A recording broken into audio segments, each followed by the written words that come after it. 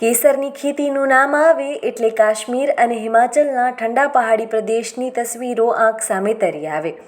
આ ખેતી વિશે ગુજરાત કે સૌરાષ્ટ્રના સૂકા પ્રદેશમાં ખેતીનો વિચાર પણ ન કરવામાં આવે ત્યારે મોરબીના ક્રોકટીંગના જંગલ વચ્ચે કેસરની ખેતીની વાત કરીએ તો વિશ્વાસ પણ ન આવે, પરંતુ મોરબીના એક યુવાને અશક્ય લાગતી કેસરની ખેતીનો સફળ પ્રયોગ કર્યો છે।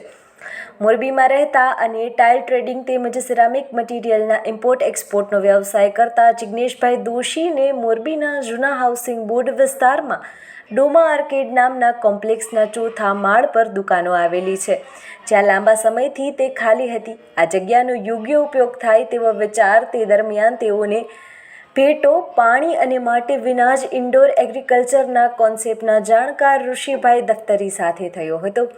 ઋષિભાઈ દફતરી દ્વારા કંટ્રોલ એન્વાયરમેન્ટ આધારિત ઇન્ડોર ખેતીનો કોન્સેપ્ટ સમજાવ્યો અને તેનો ખર્ચ પણ જિગ્નેશભાઈને પહોંચી વળે તેવો હોવાથી તેઓએ પ્રથમ વખત માત્ર 300 ફૂટની જગ્યામાં કંટ્રોલ એન્વાયરમેન્ટ ઇન્ડોર એગ્રીકલ્ચરનો કોન્સેપ્ટ અપનાવ્યો અને ગયા સપ્ટેમ્બર મહિનામાં કેસરની ખેતીનો પ્રથમ પ્રયોગ કર્યો હતો। આ માટે તેમણે 8 લાખ રૂપિયાના ખર્ચે દુકાન પફ પેનલનો રૂમ બનાવ્યો હતો।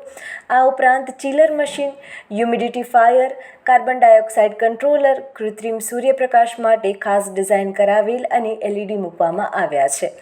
હવાની અવરજવર બંધ કરાઈ હતી। આ ઉપરાંત એસી તેમજ તેના કંટ્રોલિંગ માટે મોબાઈલ એપ્લિકેશન સિસ્ટમ આધારિત PLC સેન્સર તેમજ જરૂરી કંટ્રોલની સંપૂર્ણ અને ઇન્સ્ટોલ વિગતો કરાવ્યા હતા।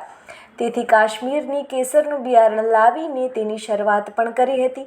માત્ર 3 મહિનાના સમયમાં જ હાલ આ ઇન્ડોર ફાર્મમાં કેસરના ફૂલ આવ્યા લાગ્યા છે તેમજ તેની પાંખડીઓ પણ ખીલવા લાગી છે। પ્રથમ વખતે હાલ 400 થી 450 ગ્રામ કેસરનો ઉતારો પણ આવ્યો છે। મારું નામ જિગ્નેશ દોશી છે, મોરબીથી છું। મારો વ્યવસાય, મારો મેઇન બિઝનેસ તો ટ્રેડિંગનો છે, ટાઇલ્સ, સિરામિક ટાઇલ્સ ટ્રેડિંગનો મોરબીમાં। અને આ તો એક શોખ છે, એક સાઈડ ઇન્કમ છે કે જેની પાસે સમય છે, કોઈ ઘરના કોઈ લેડીઝ મેમ્બર ફ્રી હોઈ શકે છે તો એનાથી પણ થશે। આમાં બહુ સમય આપવાની જરૂર નથી, આખું કંટ્રોલ એન્વાયરમેન્ટ ઉપર છે અને આ આખો પ્રોજેક્ટ આપણે મોબાઈલ એપથી કંટ્રોલ કરી શકીએ છીએ, જરૂર નથી કે આપણે અહીંયા જ રહેવું પડે। આ શરૂ કર્યું છે મેં 3 મહિના પહેલાં, જ્યારે એની સિઝન હોય। કાશ્મીરની અંદર ઓગસ્ટ પછી વેધર ચેન્જ થાય, ઠંડી પડે ત્યારે એની સિઝન હોય ફ્લાવરિંગની, એટલે મેં પણ સપ્ટેમ્બરથી ચાલુ કરેલું છે। તો સપ્ટેમ્બર, ઓક્ટોબર અને નવેમ્બર, તો હાલમાં આ 90 દિવસની સાયકલમાં આપણે ફૂલ આવી ગયા છે અને કેસર મળી ગયું છે। ખર્ચો મારે એપ્રોક્સ R&D બેઝ ઉપર છું અત્યારે, એટલે મારે ખર્ચો 8-8.5 લાખ રૂપિયા જેવો થયો છે, જેની અંદર બધા ઇક્વિપમેન્ટ ઇન્ક્લુડ છે।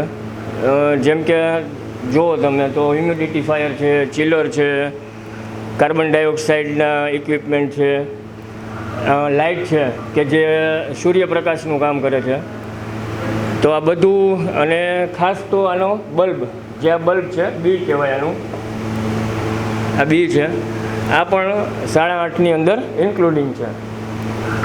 માર્કેટનું એવું છે કે આની કોઈ માર્કેટિંગ કરવાની જરૂર નથી।